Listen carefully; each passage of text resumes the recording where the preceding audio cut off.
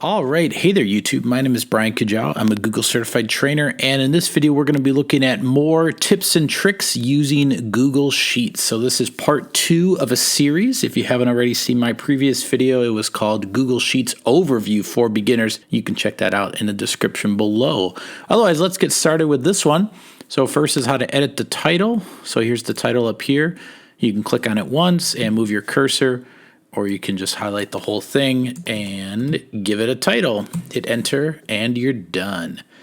Next is once you have a sheet named, you may want to move it to a folder so that it's easy to find, and you do that by clicking on this folder icon right here. Next is how to star it. This is just another way to access it quickly. So you just click on the star icon, and then within your Google Drive, it'll be in your starred folder. Next is bold. You can just click on this B right here or do the shortcut Command B if you're on a Mac. Italicize is right next to that. That's this icon, or Command I. Underline is not next to those, but you can go to Format and then there's Underline or Command U. Text color, you have to click on it and then this is your text color. Maybe we want to make that red. Next is your fill color, which is right next to that. That'll be this little paint can. Maybe we want to make that yellow. Next is format as currency. So let's say you were making a budget and you had a bunch of these numbers and you wanted them to be in the form of currency or US dollars.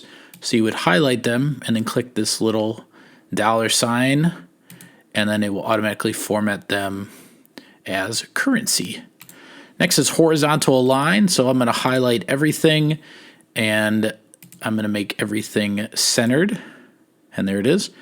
And next is the vertical align. Generally, middle alignment is best. You might have that for a title. So that's vertical alignment. And then lastly, just a quick way to access a new Google Sheet up here where you type in websites. You can literally type in Sheets.new and it will pull up a brand new Google Sheet. So I hope that was helpful. Thanks.